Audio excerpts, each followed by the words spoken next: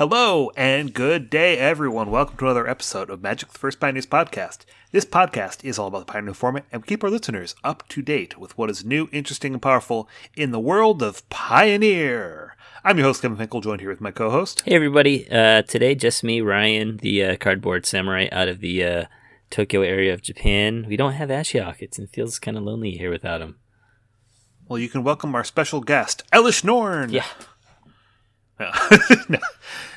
Invading the multiverse as we speak, but not quite just yet. We've got some invasions of the multiverse coming up in probably a few weeks here, as we'll start getting some new cards from the new set. Until then, we wanted to talk a little bit about the price of Pioneer. Yeah. So we don't always do this.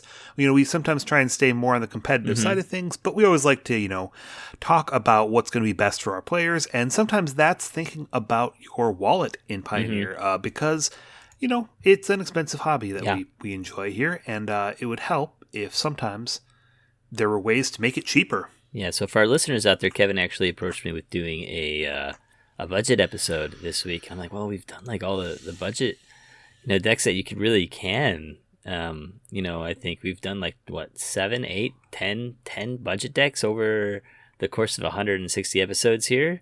And, I thought maybe we could approach this a little bit differently today. Instead of trying to make a budget version that's like, $60 or $100 or something like that, I wanted to take a look at just the good decks, like the top tier decks in the format, and see where could we save the most money? Like, what could we replace and make the deck, kind of still competitive, but also not breaking the wallet. Yeah, and I feel like, how do you feel like the budget of Pioneer is right now? You mean like I feel like it's really drifted up as far as deck price, and I'm not a big fan of that. Do you mean as far as like just the average price of a Pioneer deck? Yeah. Yeah, I think it's probably going to be somewhere around 400, 500. Yeah, that's pretty excessive, in my opinion. I think there's still some cheap decks. There's still, some decks that are like, a little bit under 100. Sorry, a little bit under 200 or like around 200.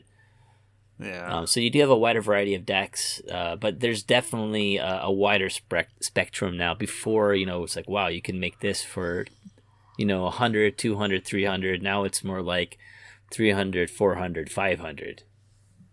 Yeah, hopefully that's something that they're going to address and, give us some of these reprints that we need, give us something to decentralize the meta a little bit so that more things are viable. I was looking at how do I make a $50 version of the creativity deck? I'm like, that's one creativity and that's the whole deck. Like, so it's not even worth it. What am I going to do with that? Yeah. So I thought we'd start today maybe just kind of talking about what are the priciest cards in Pioneer right now. So what pops into your head is kind of like, and when I think pricey, I'm thinking like more than $15.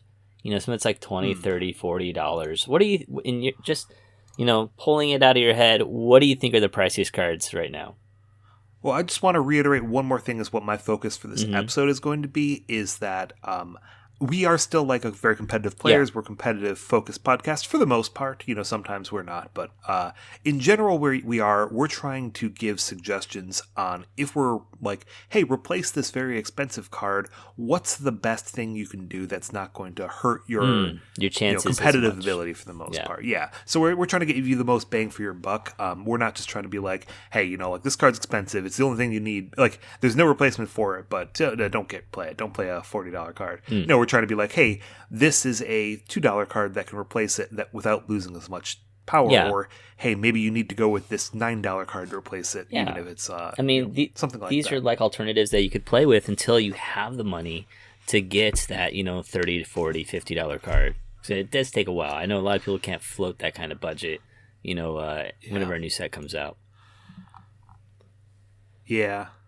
But so going back, like I asked you, She-Ol-Dread is what I would start with. And we're going with what is kind of the dumbest amount of price for a card. She-Ol-Dread's like $70 now. Yeah, that's about right. $70-$80, and I think it's probably the same in Japan as well. It's like insanely expensive. What else? What other cards kind of pop into your head as expensive Pioneer cards? So do we want to go with like what we can replace Sheoldred with? Well, or do you just I want to just talk about the pricey about cards first, and then kind of replace them. Because Boseiju is a big one I think of. Boseiju is, I think it's like $40 now.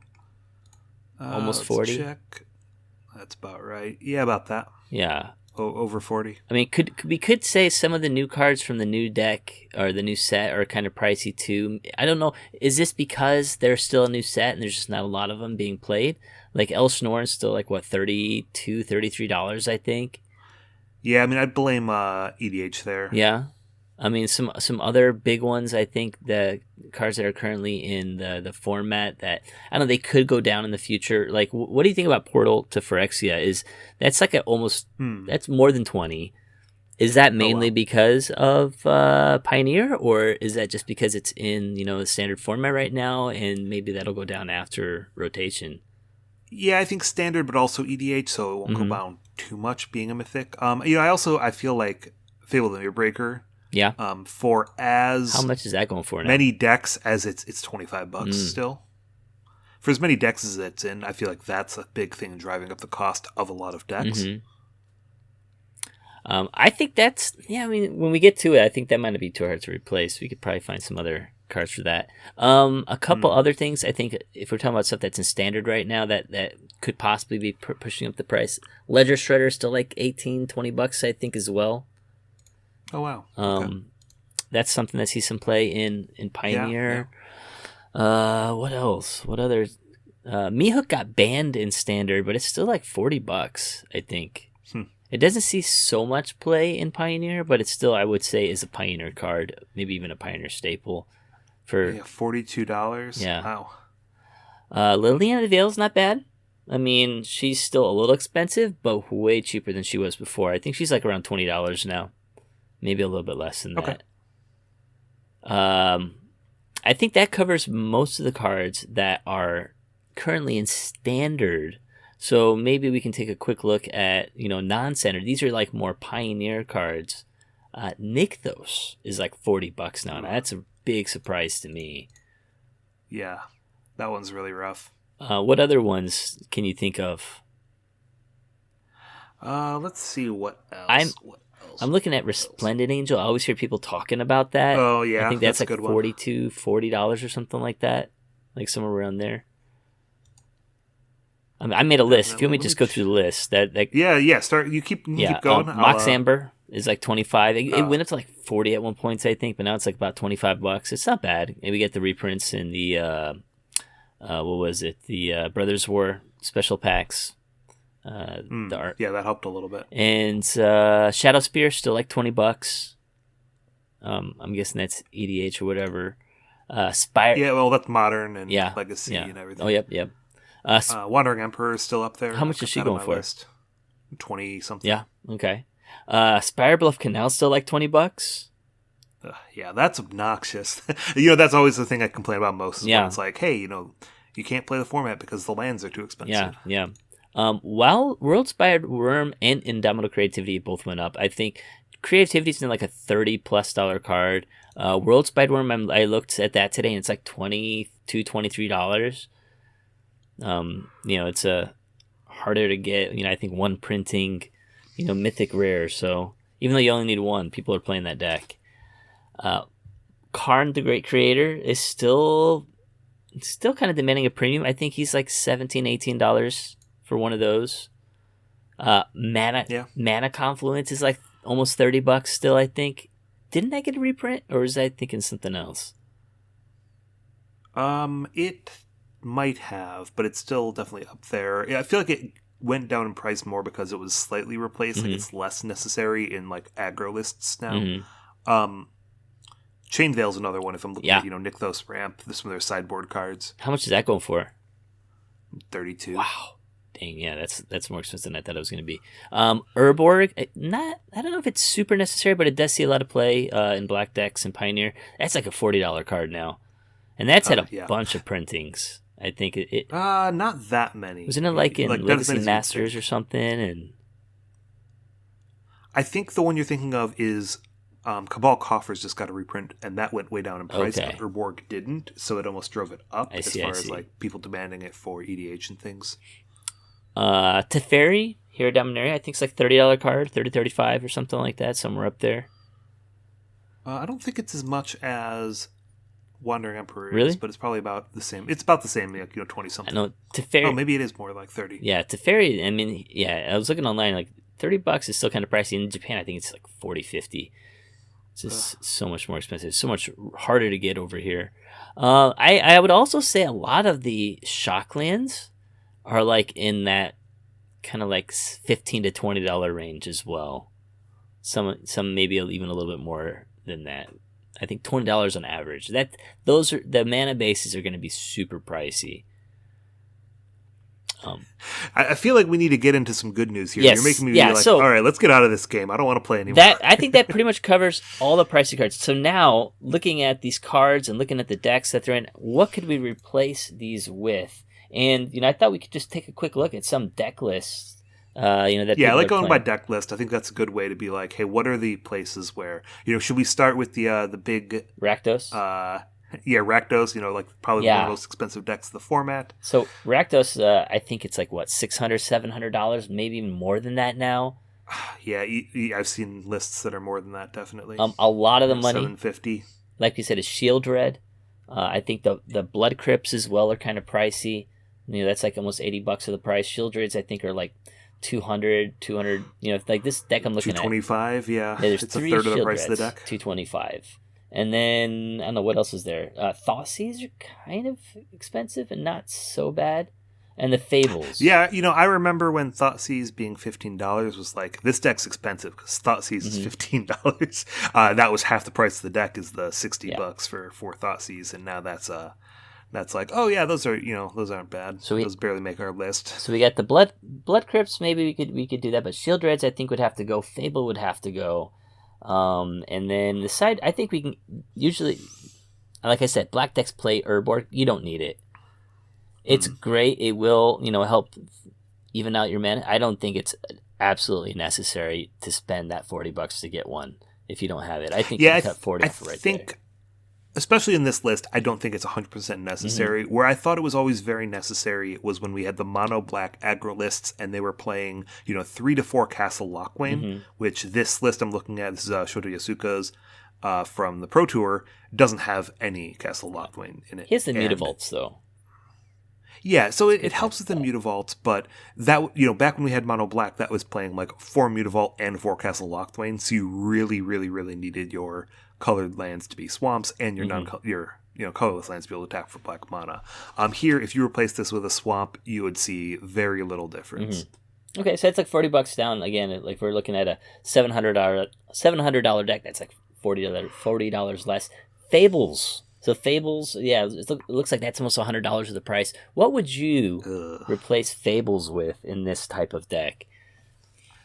That is a tough one because it's one of the cards that I feel like for a lot of decks is such a role player as far as, being good against control, being good against aggro sometimes even, being, just like a way to filter your cards. I'm very curious if you had anything to replace Fable because I feel like that's one of the tougher ones. Well, I mean, this does still have some filtering. Like, you have Bloodtithe Harvester, which, has, like, the blood thing already. I would kind of maybe even try to go a more aggro route with the Underdog. Whenever he dies, you get... Was it dies, I think? You get the draw card? You lose a life and draw a card? That's when you blitz him and then he dies. You can keep on bringing him back, I believe, right? But yeah, you can keep bringing him back. So that's not a bad way to get some card advantage. You do lose the ability to combo out and stuff like that, but then you could. Yeah, I mean, I think that's a decent way. I think Reckoner Bankbuster is another card that might be able to take. Bankbuster is one that I definitely could see taking some of that place because it draws you some cards over time, and most people are playing them anyways. Some people playing 3, maybe like 1 4. or so. Yeah. Yeah. Crew 3, it works really well with your Bloodtithe Harvester and stuff like that. So that would be my suggestion on how to replace the Fable the Mirror Breaker in the Black-Red Rakdos deck. But what about Shield Red? What are your ideas for replacing I was trying to think of a couple more cards. I kind of like Florian. Do you know which that one is? Is that the vampire guy? That makes who draws you some cards if your opponent's lost life. That's an option. Yeah, I'm trying to think if there's anything else. You could run like a Kolaghan's Commander too, just because I guess that's not really a cheap card, no. but it it's a 2-for-1, so that's kind of what you're trying to replace is ways to do 2-for-1. It seems that it depends on what you're trying to replace. If you're trying to replace the card advantage, the card draw, I think the bank busters would be the way to go. Okay. But I think that's going to be the most resilient one. I think the Florian might be hard to keep around. If you're playing against before other stuff. I suggest another expensive card, how much is Ob Nixilis now? That used to be something we saw a little bit. Not that expensive. I think he's under 15.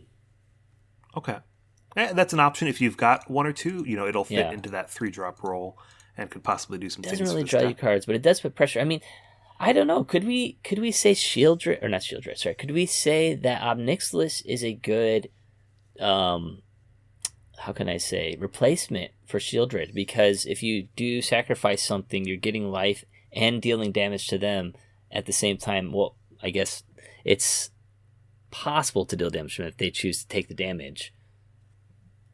I think I would be looking for more raw power when I'm replacing Shieldred. So for Fable the Mirror, I was really looking for something that, gives me longevity, gives me way to cycle cards, and gives me card advantage, especially over a longer game. For replacing Shieldred, he's not card advantage, but he's very powerful, very good into aggro as far as the life gain. So that's kind of where I'd be looking at. And I think I would go towards what he replaced. So that was really the other 4-drops that were in the deck. Kalitas is not a budget card, would be my issue. Kalitas is also cheaper than Shieldred. $15. It's a lot cheaper than Shieldred. Yeah, it's a sixth of the price of Shieldred, but it's not a cheap card. But that would be probably the easiest 1-to-1 replacement if you have it. Otherwise, the next place I would look at would be what is the cost of Sorin? Which Sorin? The 4-mana one that was seeing, Mirthless. He's got to be on about 10, maybe around 10, $9 or $10. Not that expensive. Yeah, looking at Kalitas. Kalitas is about $13 right now, which is not that bad. I think that's a good, how can I say, alternative for Shieldred. And Sorin the Mirthless. Sorin's about $9. I think that's bad. Pretty reasonable.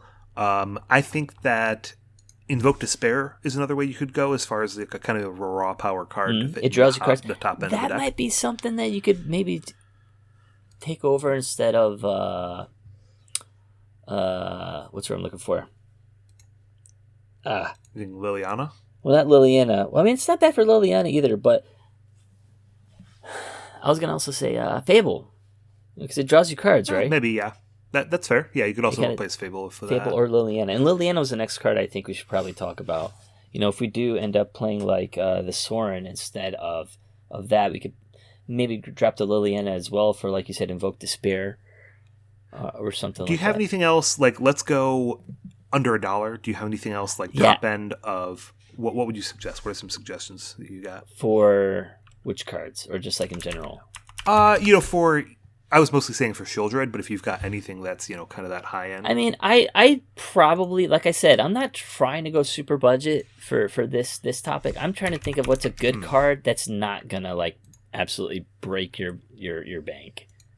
Yeah, I don't mind going, like, what's the bottom of the bucket that you can, I don't want I'm saving up the Shieldred. I don't want to, spend $10 on a middle of the thing, but I'll pay $1 now and $75 later, kind of thing. Like, do you have anything for that? That would be.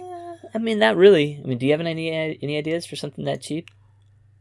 Let me think about it for a second, but you can go on with what else you've got. Well, those are pretty much all the cards I think that we need to cover for Rakdos Midrange. Like we said, Shieldred, and we're looking at this Pro Tour deck. That was like $225. Liliana is another $40. Fable's another $100. Urborg's another $40 there. And then Blood Crypts, I think, Blood Crypts. Could we play something else? Could we go back to playing the pathways in this deck? And this does not play. Oh, this does have the pathways. We have 2 pathways instead of 4. So we can go up to... This only has 2 of the Pain Lands. Those are definitely a lot cheaper. Yeah. You can go up on those. You can play a couple more basics than this is running as well. And that'll save you some money. So I think that's good for Rakdos. We're replacing those cards. We're saving... I'm looking at about 300, 400. Yeah, about almost 400. Yeah, $450. I think 400, 500. You could make a competitive Rakdos deck for about $300. I think 300, Okay, I think we could probably do that. Yeah, see, maybe we should have tried it. Oh, you know who you should run for if you need that top end. You got to run the 5-mana Angrath. Oh, that guy. Yeah. I, The one from Rick's. I always loved that card. I would always find a way to fit like a one of in my like black red midrange. Yeah. The ones from Rivals Mixalon, yeah. All right, Rakdos done. You want to move on to some Nykthos Ramp? I think that's the next one. Maybe. Sure, sounds good. So Nykthos Ramp, All right. Not as expensive. It's still very popular. It's looking like it's hitting about $500, I think, right now. Yeah. A big part of this is the Nykthos Shrine to Nyx. Like we were saying, that's one of the most expensive cards in Pioneer format. 162 is of the total price right there. Again, that's a third of the deck right there. Yep. The other big parts, like you said, Karn, the Great Creator, is kind of expensive. 4 of those will cost you about 66 at the moment. And I think Boseiju being $40, and you running 2 of them is a big piece. Yeah, and then if you are playing Chain Veil on the sideboard, that's kind of expensive. Or if you're playing, what was the other one I said? Well, I think it plays Cityscape Leveler. Yeah, it plays Cityscape Leveler. That's kind of expensive. Shadow Spear sometimes I think is in the sideboard here. Sometimes that's pretty rare. But yeah, Portal to Phyrexia I think is another one. So I think you can replace those artifact ones rather easily. There's a lot of other possibly good cards that you could play. I can't think of any right now, but I'm pretty sure you could find something. Well, okay, Cityscape Leveler is an easy one because it replaced, it just replaced Meteor Golem, which does kind of the same thing for nowhere near the price. Budget, yeah. That's an easy one. Yeah.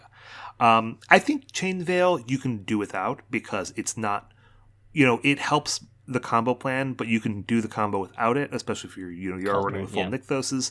Otherwise, you can find something else and just pull it out of the list, and you're not going to lose that many games just from not having it.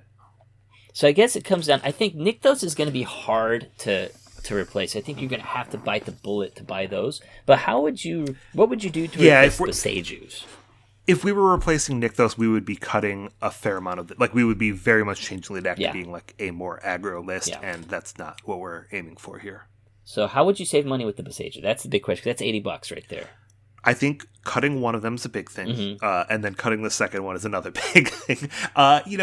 They're good. They're not 1,000% necessary. You could run a second Haywire Might in your sideboard so that you can have some in the main board when you're post board. You could run like 3 in the sideboard and then post board run 2 main, 1 side, so you can still search for it.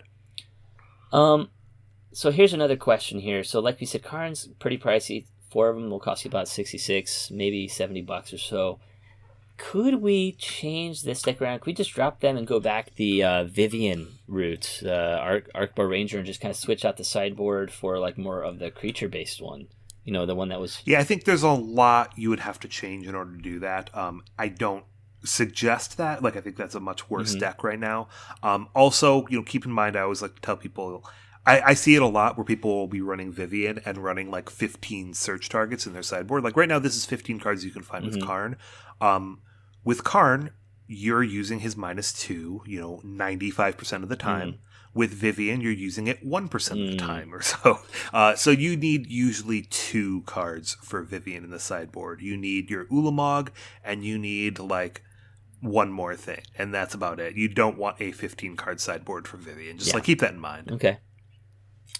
What I think we can replace, though, is I feel like Cavalier of Thorns, there are reasonable replacements. Okay.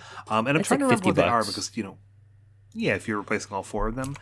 The last couple sets, I was like, ooh, maybe that could be a card that we'd play if we didn't have... but I'm trying to remember if there's any that come to mind. Well, you got the 3 pips. I mean, wasn't there like that really big guy from like Vow or something like that put a land into play, and you could continue, you could draw a card again? Cultivator Colossus would be a little bit on the big side, I think, for us. Too big?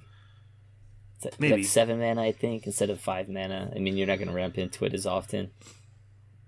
There's like Workshop Warchief, the Sword of Thragtusk. Yeah, I mean, do we want something? Basically, if you're going to replace Cavalier Thorns, are you trying to replace the ramp effect? Are you trying to replace the big body? Are you trying to replace the pips? The three green for Nykthos? Like, what do you think?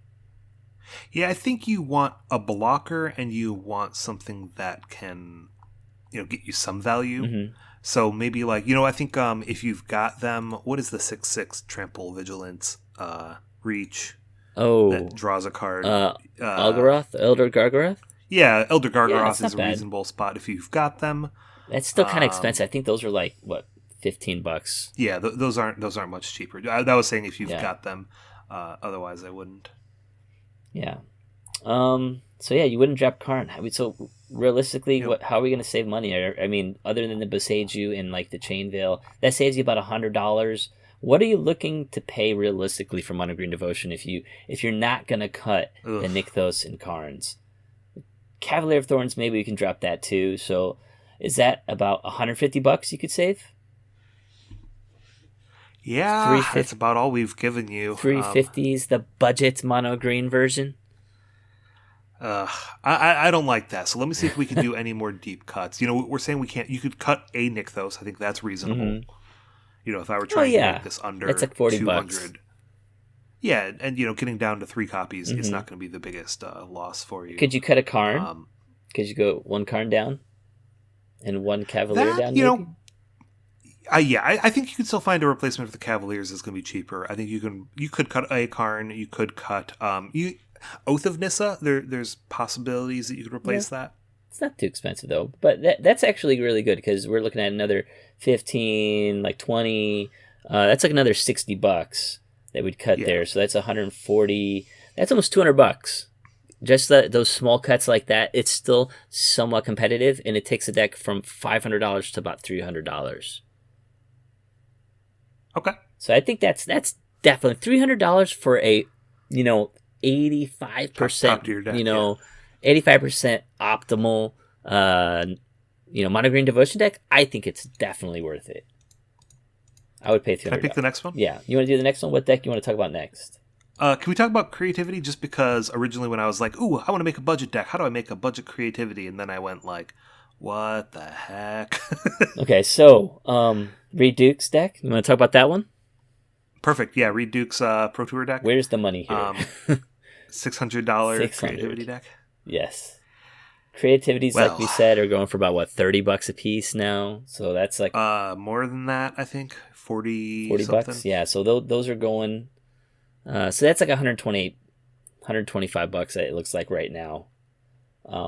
Fables again. We got the Fables here. $100 there. Might be a little bit harder to replace because you're looking for that token maker as well. What else? Yeah, so that's what's going to be interesting is you need other ways to make tokens. You're going to need other ways to, cycle your cards through your deck. Mm-hmm. Let's see. Well, they got the World Spide Mana base. The Mana base is rough just because blue-red lands for some reason are so expensive. So do you cut the World Spine? Or sorry, do you keep the creatures? Do you keep in the World Spide Worm and the Xenagos?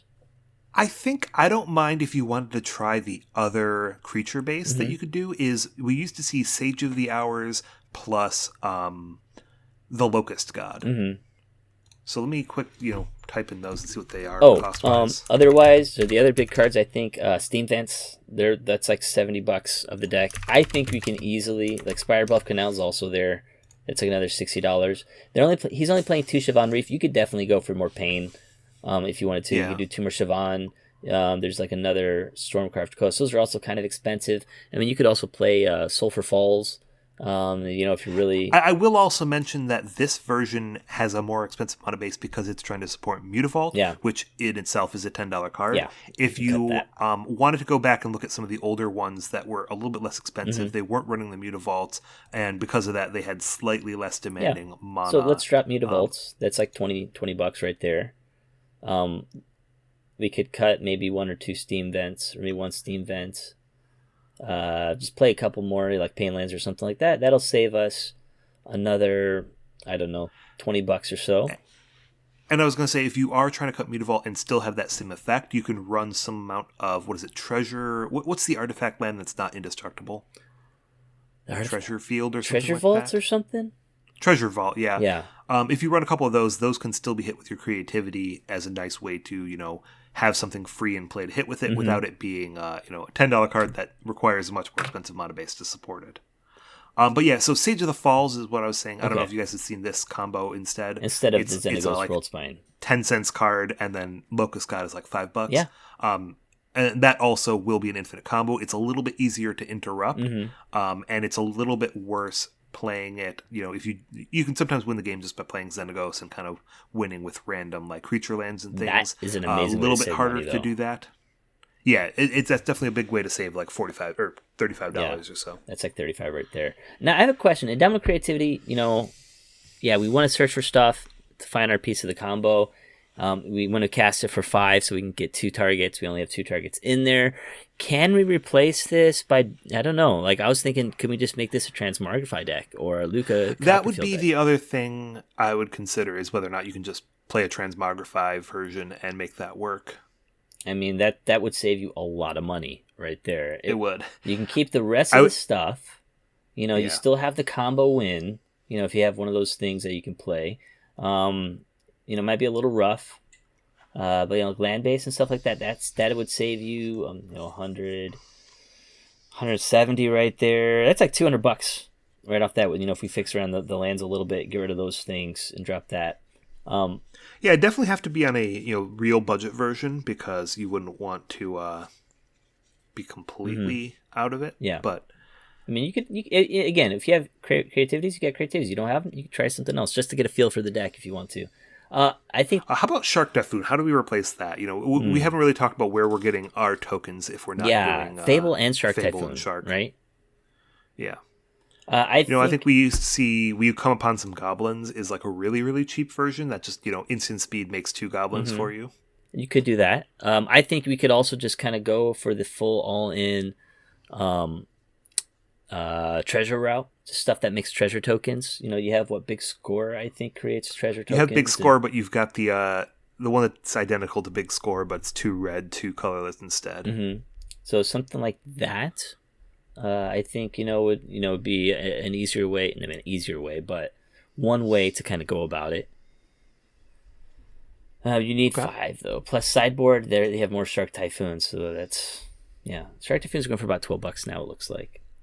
Yeah, and that's somewhere you'd love to cut it a little bit. Yeah. So I think hey, if we're looking at a budget thing, you want to switch that. You still have the creature combo win. Again, if you drop creativity just for some transmogs, which are really cheap, or the Lucas also very cheap right now, that'll save you some money. So I think we could probably get this down. That's like 200, 300. I would say you could probably make a $250 to $300 creativity deck that is pretty reasonable. Yeah, the other thing I'll mention, this list we're looking at from the Pro Tour, the sideboard's pretty expensive. And when I always suggest when you're building a budget deck, save money in the sideboard because you're going to see these in, if you've got a sideboard card that comes in one of your matchups, you're only going to see it brought in maybe 1 in 8 games. And that's, one sideboard game versus all of the main deck games you're going to be playing. Yeah. So like putting, this is $100 or something sideboard.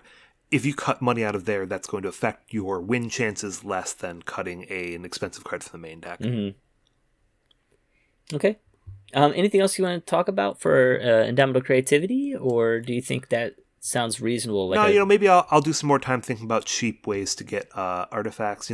Secrets of the Key is one that I was going to mention. I saw that this has one of them, but that's something else you could increase. It just makes a clue, or you could make 2 clues if you flash it back. Stuff like that gives you ways to and it can't be a creature. Yeah. Do you want to talk about the other pricey decks? I know you this was a big one here. Yeah, let's keep going. Do you want to do like 5-color Invention or an Enigmatic? I guess you could say. One of Ashiok's decks. I mean, it would have been great to have him on to talk about. One of my decks. What are you talking? Your decks too. Yeah, but this is going. Wow. I'm looking at one of the decks here. It's going for $727 right now in paper. What? And I think, Elsnorn, like we said, kind of pricey. I was thinking, how about Yarok? Yarok's like $11, $12. Yeah, maybe? we've seen it. Back in the day, we saw versions with Yarok. It's definitely a big loss in power in comparison, but that's perfectly reasonable. Or you can find other 5-drops to replace her, and you won't be completely upset. I think the other thing you could do is, Leyline Binding's a big chunk of what has made this more expensive recently. That being like $10, $12. Yeah. You can, cut the 7-drops, cut the Leyline Bindings, and have a reasonable deck playing more 5-drops. That's what the deck used to look like, and it was a good deck, if not as powerful as it is now. And we also come back, we have Fable of the Mirror Breaker here. Can we just switch that out with another enchantment? Like, what would you... You can definitely. I would lean then more towards... I would probably replace it with some 3-drop creatures and some more 2-drop enchantments. Right now it's kind of the only 3-drop enchantment that the deck plays. You could also then probably cut your 4-drop creature because you're not going to be enigmaticking from 3 to 4 as often. Okay, so we get rid of Bindings, that saves us some money. We get rid of the Fables again, that saves us some money. We get rid of El Shnorn, that saves us some money. The mana base is so freaking expensive. Like we were saying, the shocks. Yeah, my suggestion there is go and bring a pitchfork to Wizards of the Coast's front door on Minecraft and tell them to reprint these cards, because this is what's ruining Magic, is the fact that it's like a $400 mana base or something like that. If you got into Pioneer back in, what is it? Guilds of Ravnica and stuff like that, when they had the reprint, they were not that expensive. That was a good time to pick them up. But yeah, I think there's a reprint on the horizon, hopefully. Can you play anything other than these? Like, do you have to play all these shocks? Can you play something else other? I mean, especially if you're not going to play Leyline Bindings and you don't need the Triumphs, could you cut those? Yeah, you could. Maybe cut this. That's the big thing. Is if you're cutting. Okay, if we were talking about a version that's cutting Leyline Binding, you would be able to cut a lot of these very expensive Triomes and be able to run a number of cheaper lands. You'd be running Fabled Passage and Basics. That would be a big way to save a lot of money here. Yeah, it's like 120, 100, almost 150 just in the Triomes alone, and get over the Mana Confluence of that. It's like 150. Yeah, you have to keep in mind, if you're supporting Chain to the Rocks, then you also still have to have the mountains, but you could easily swap that for Portable Hole and not lose much, not lose too much. Yeah, so yeah, let's do Chain to the Rock. I actually have Chain to the Rocks already in there. Yeah. But yeah, I'd say let's get rid of the Triumphs here. Let's get rid of the Mana Confluence. You have a lot of Shocklands. I think you could probably get away with having Checklands here because you have so many land types to be able to support them coming in untapped. Okay. I'm talking out of my butt here because I don't play this deck. I'm asking you. I'm guessing. Yeah, no, I'm agreeing. Okay. Yeah, that would make sense. Yeah. So, yeah. Anything else we can save money on? Leyline Binding, the land base, like we said, Fables. You just play something else there. Is that good? 7-drops. You could cut like Rest in Peace and Rending Volley from the sideboard from the one I'm looking at. Yeah. So, okay. It says $727 for this version here. Like I said, we can cut out from the mana base alone. It's probably close to $200. We dropped that Boseiju as well. So add the Checklands in, not too expensive. That's like $200. Leylines, that's $250 total from that. 300 if we get $350 from dropping the Fables. Maybe save another $20 on the El Shnorn. So yeah, I'm definitely seeing this under 300 and still being reasonable power. Yeah, I think we could definitely get this. 350, 300 seems like a very reasonable priced deck. You could probably make it very competitive at $300. Mm-hmm. All right. Do you want to choose the next deck? Anything else you want to say from the invention deck? No, I'm good on creativity. You want to talk Phoenix? Yeah. How expensive is Phoenix these days? It's, there's a couple cards that are really making it expensive. Like, they just haven't reprinted Temporal Trespass. That's been a big issue. Ledger Shredder is still annoying. And then, the red-blue lands are way, way, way too expensive. Yeah, so let's start with... Other than that, it's a very budget deck. How would you fix the lands to make it a little bit cheaper? How much money could we cut off of that? Can Pitchforks, Wizards of the Coast Store. Yeah. I mean, could we play more plain lands here? Could we play more? Could we play Sulfur Falls? Yeah, you could play some basics. You could play some replace, what is the most expensive one here is probably still the Shock. Spire Bluff. Oh, no, it's Spire Bluff, Yeah. Spire Bluff has been in a desperate need of a reprint for like 45 years. You could play some of the Painlands. You could play some of the, Stormcroast Coast isn't much better. Yeah. Play some basics. I mean, you can make that work. Yeah. So we could cut, so right now with those Spire Bluffs and Steam Vents, it's like almost $150. Now we could just drop off the price right there. Ledger Shredders, like we said, also really expensive. Do we just go up to 4 Thing in the Ice to save money? Yeah, I think Thing in the Ice is totally fine as a replacement. It's totally reasonable, at least as a replacement for Ledger Shredder. You could also run Jace. I think that card is now down to like, how much is that? The 2-man Vryn's Prodigy? Jace Vryn's Prodigy he's super cheap. Is like $10, $12. $8. Yeah. I could definitely see that. So we get the Phoenix, 4 Thing in the Ice, and Ledger Shredder. Or sorry, no Ledger Shredder, we just play Jace there. That dropping Ledger Shredder drops another $80 off the price of this deck. Yeah, it does. So $80 there, and again, we're saving like maybe another, what we said, $150 from the lands. If we go to Painlands and like the Sulphur Falls route, so that's $230. And then Temporal Trespass, do we need that, or can we put something else in there instead? It's tough because you kind of do need it. Do we need just one, maybe? Maybe, you could do something by cutting one and putting in something else as a big spell there. You don't really want a big spell, though. You want something that's going to be powerful. Cruise to dig to it? Yeah, you could do another cruise there, and that's not unreasonable. What we really need to do is cast Temporal Trespass, go back in time, and Wizards of the Coast, they're coming out with a product where it's going to be a Phoenix Pioneer starter deck. And tell them to print it. There's no better place to put some Temporal Trespass. So, go break some knees. Yeah. And this episode's making me very grumpy. I'm sorry.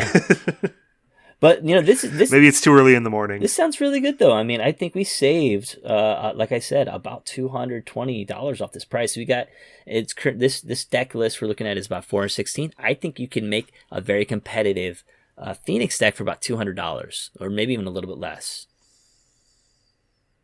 Yeah, I think so. Okay.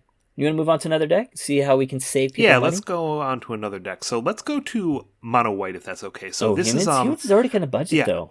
It is a little bit budget. And this is what I was kind of excited about. Is I was like, normally when you're looking into a format, getting into a format, you want to do budget. The biggest things to do is to go aggro because you don't need to be as powerful if you're fast, and go monocolored. And they've monocolored decks have not been the best in Pioneer lately. So I just wanted to take a peek at Mono White Humans and. Well, maybe I just want to say, hey, play Mono White Humans already. Could we drop the Mutavaults? I was going to say, Mutavault's a tough one. The bigger one I was going to ask, like, what do you replace Wedding Announcement with? We had somebody in chat asking about that recently. Adeline's probably the other really expensive one in the deck. I mean, are you playing it so that...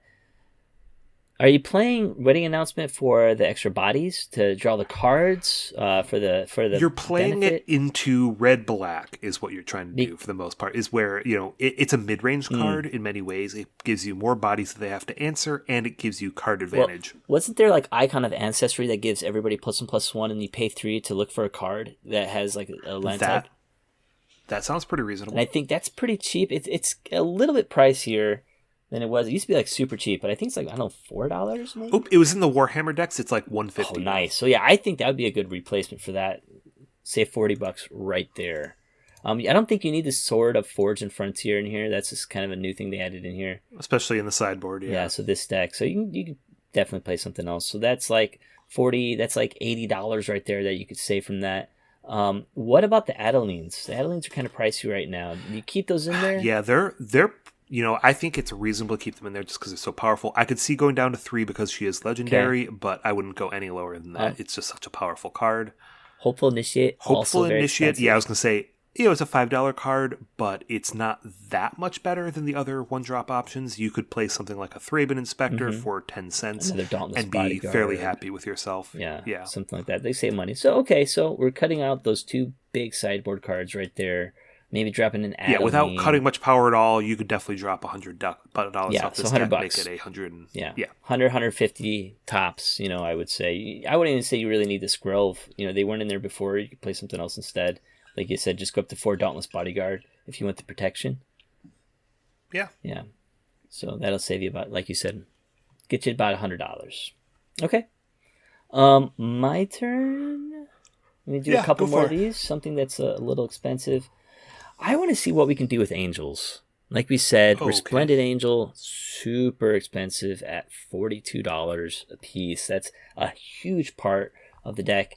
$550. I'm looking at this list right now by Masahide Moriyama. I think this was at the Pro Tour. We said we can cut the... This isn't play Boseiju. It does play Boseiju. If we cut a Boseiju, I think that saves a little bit of money right there. This guy's playing the Miria's Call. I don't think you need that. No, I don't think you so need that's that. like another $42. Companies are kind of expensive. They're almost, $16, $17 a piece maybe? Or maybe 15, but yeah. Somewhere around there. But I think you got to have that in there.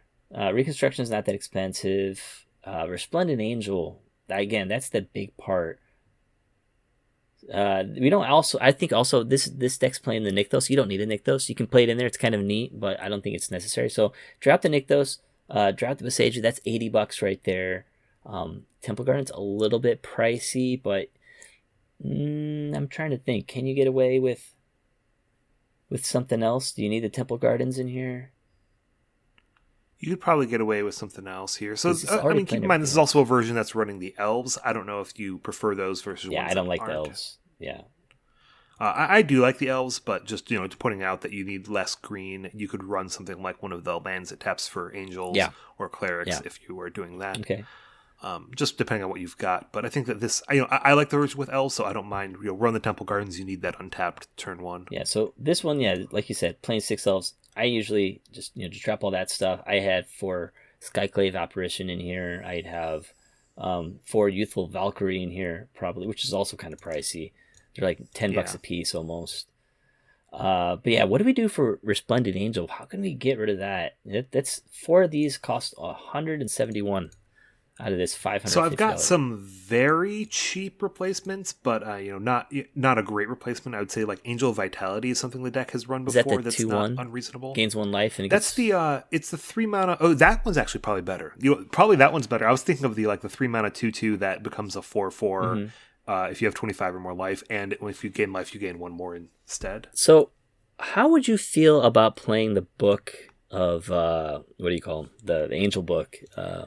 I think that's way too different, and that's not helping the issue here. Because if you're trying to, you'd also need Mutavaults, which are $10.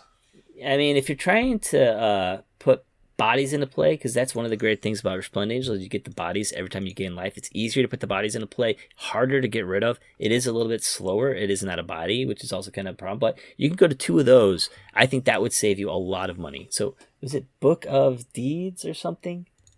Book of Exalted Deeds. Yeah.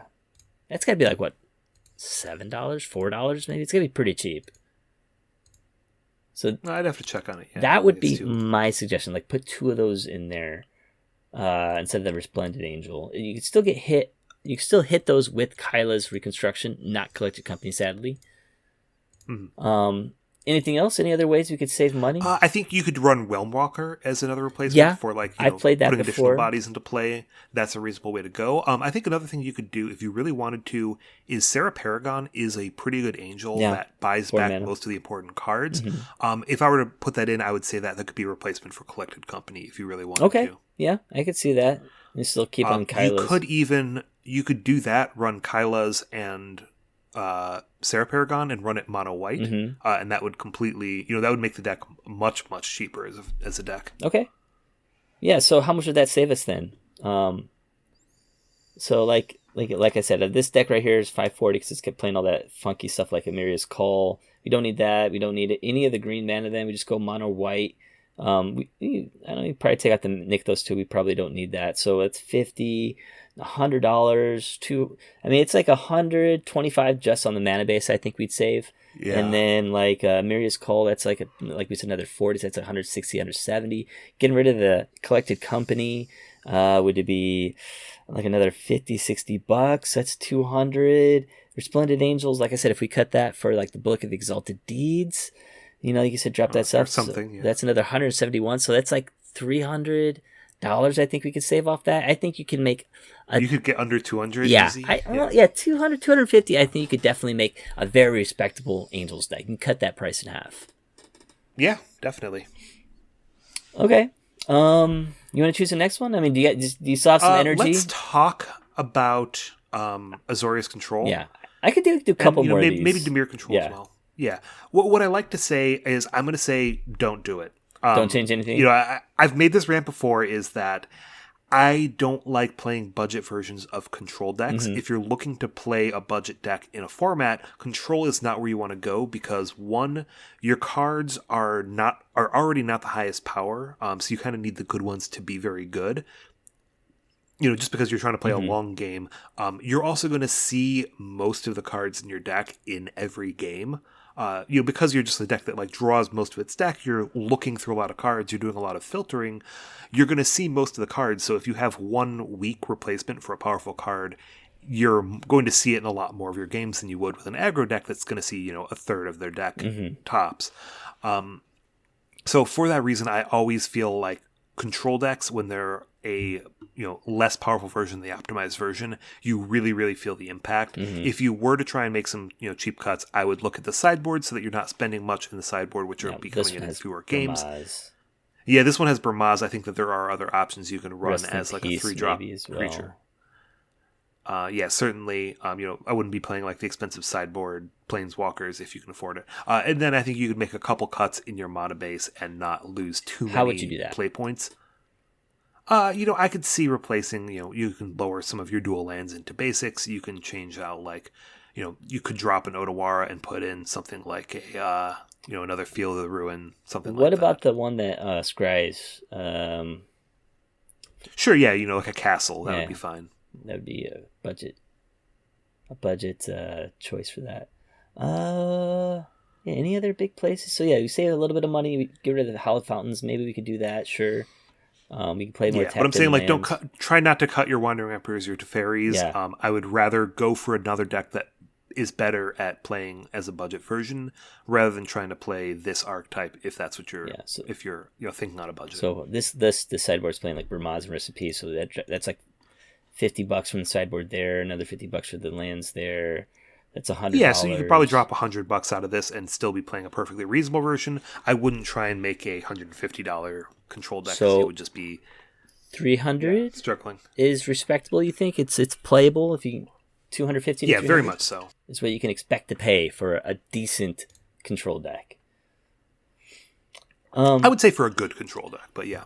All right. I know we've talked about Lotus Field before as budget, so I don't think we need to really touch on that. Maybe do one more here. I don't know, unless you have other ones. I'm thinking we could do Greasefang. Oh yeah, we haven't talked Greasefang at all, so let's go with Greasefang's gained a lot of popularity. People, thought it was not going to see any play. And I have one more too afterwards. Okay, yeah. So let's talk about Greasefang real quick. This is a list from the Pro Tour as well. This is by Cameron Sweetnam. $460 for this deck. A lot of that price, I think, is going to come from the mana base. 4 mana Confluence. I think you don't need that. That's $133 you can save right there. Just play. You can play Shocks if you want. It's going to be cheaper probably. This only. You could play some Shocks. You could play some Pathways. You could play some tap land. Like if you wanted to play some amount of the Triome, that wouldn't be unreasonable. You could also play some amount of the Mech Hanger. Maybe. Boseiju, again, you could probably drop that. Just add something to the sideboard to deal with that. So we dropped the Boseiju, we dropped the Mana Confluence. That is about $175 right there that we save. Parhelion's cheap. Chariot, I think we could probably... Is the Chariot actually more expensive than the... what's the other one? The Sky Sovereign? Parhelion got reprinted recently. Sky Sovereign. Oh, Sky Sovereign. It's like $5. Sky Sovereign's like 8. No, 5, 6. I think it's like 5 or 6. I mean, this is plain 4 Chariot, which are, I think it looks like it's going for about 7. Sorry. Yeah. This is almost 9 to 10. So if you replaced 1 to 2, that's saving you a few bucks each. Yeah. This one's playing Eldritch Evolution. Do we need this in the deck? I don't think you do. I mean, it does make the deck a little bit better, I think, but we can go back to the version that's just playing the Can't Stay Away. Yeah. Oh, that's right. This is playing Can't Stay Away. Sorry. Or Sorin. Yeah. The Sorin. Which one's a Sorin? The 4 mana one that can bring back, kind of does the same thing. Yeah. So Eldritch Evolution, we can just get rid of that. go all in on the graveyard, you still have a pretty respectable. I mean, the creatures are actually really cheap here. Even if you're playing this one with Stitcher Supplier, that's still like a $2 card. Some decks were playing the Scrap Mutt. The red thing that lets you discard a card and draw a card. I also want to mention, if you are a big fan of Greasefang, the other colors of Greasefang can be a lot cheaper. Mardu. Like Esper is pretty cheap. Mardu is pretty cheap just because they don't have some of the expensive green cards here. Yeah, so like I said, we save 175 from the land base. Maybe drop the Eldritch Evolution, which are like another 33. That's $200 down right there. This is also a deck where I could see replacing Thoughtseize, if you wanted to run a Duress or a something similar. Yeah, you think so? It would be all right to... Yeah, I think there's reason to. Like, I guess you're just worried about hate cards and stuff like that, right? Yeah, so you don't care that much about... You got 4 Duress in the sideboard. There's definitely plenty of that stuff. Okay, yeah, so that'd be another $60 if you just switch out, 4 Duress for Thoughtseize. Again... Yeah, I think that would be $200. We could probably play Greasefang. Yeah, definitely. That sounds pretty good. I actually kind of want to maybe? pick that up. I don't have like any of these cards. I've got Chariots, I guess. Yeah. So yeah, I think that's perfectly respectable to get a $225 Abzan Greasefang deck made. All right, what is your last one? Because I know, like you said, you're tired, and I know my voice is probably starting to go too. So, Gruul Vehicles. Okay. So I'm curious what your thoughts are, but I think that deck has been very popular. I think that deck's been very fun. Where's all the money here? Again, I'm guessing the lands. I'm guessing, we had Stomping Grounds is 50. Lands are a big piece of it. Boseju's a bigger piece of that. Can we cut the Mutavaults from this? I know a lot of people are putting in there. It seems like you want to keep them in.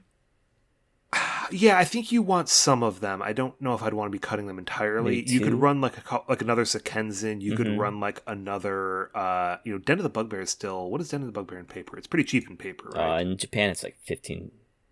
Oh, okay. It's like 7 in the US. Yeah, it's like half price. So that doesn't save you much. Yeah. So Boseiju saves. Those are some things. Yeah. Yeah, Boseiju saves us 1 Mutavault cut. Okay, what else? What else could be cut from this? I think that, again, if you're running a version that's playing Fable of the Mirrorbreaker, don't. That's a big thing to change. Some of the 3 and 4 drop options, we talked about this deck not that long ago, and there were some options you can play around with your 3 and 4 drops that make a big difference. Like a Crow and War is very cheap if you're running that over something like the versions that have, I don't even know what, some of the more expensive things. I like some of the cheap sideboard cards they've picked up recently. Like I've been seeing things like Thrun and Luca, which are both very cheap cards. Miglaws is a cheap one that you could run over like maybe your Reckless Stormseekers or your Stormseekers cut some amount of Chariot, whatever. Yeah, Stormseeker's pretty good. I like Stormseeker a lot. They're so expensive here. I think I picked those up for like 50 cents. Yeah, it's the one time I felt like I. It looks like in USA they're going for about $4 a piece. That's about right. Yeah, they're going for about $12 here a piece. Okay. 10, 12, so can't quite bring myself to buying those. So I think we can cut 100. Yeah, I'd save 100, 125. Maybe get this down to $200 deck. This is a little $200 to $250 deck, and I think it's still going to be a top. Yeah, and I don't think you need the Ember Cleaves in the sideboard either. It's nice, but which version has Ember Cleaves? Yeah, this one has Ember Cleaves. Because usually you have Gigantha. Yeah, this is not the Gigantha one.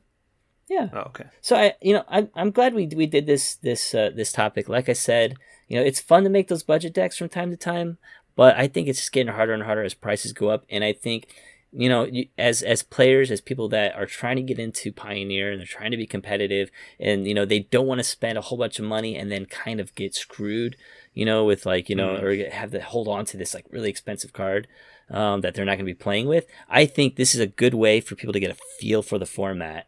And not spend too much money doing it. Yeah, I think so. Anything else we need to talk about today? Yeah, I think this covers pretty much everything. I mean, is there anything else you wanted to say about No, I think that covers what I wanted to talk about. This is I usually like it when we go and make deck lists, but I'm glad like this time we got to cover a lot more decks by not doing that. Definitely made me grumpy. I feel like we are in desperate need of a reprint. Hopefully the next set or two that come out are going to be like heavy reprint sets, but I have my doubts because they haven't been doing a good job of that at all. And I just feel really let down as a customer. So I'm going to go complain. Cross your fingers. Thank you guys for listening to my complaints. Thank you all for being out there. If you have complaints or if you have budget decks or if you have any cards you're like, hey, I want to build this deck. Can I replace this card? Or I don't own this card. Can I replace this card? Always happy to help. Good, bad suggestions. I'll have a million of them. Go ahead and follow us at Twitter at MTG Pioneer, or even better, go ahead and jump into our Discord, which you can find a link to from our Twitter, and you'll see, you can talk with us directly. We're always happy to help with any kind of deck choices. Yeah, and you guys can find me on Twitter as well. I'm Yo Japan Hobbyist. Sorry, Yo Japan, not that Japan. Yo Japan Hobbyist. And yeah, I'm also very active in the Discord. So hope to see you guys there. Thanks for hanging out with us this week. All right, that's going to wrap up our show. Thank you guys for listening. That's the most important thing about the show is that you guys are listening, and we are the First Pioneers Podcast. We are your go-to source for Pioneer information online, and we are budgeting out.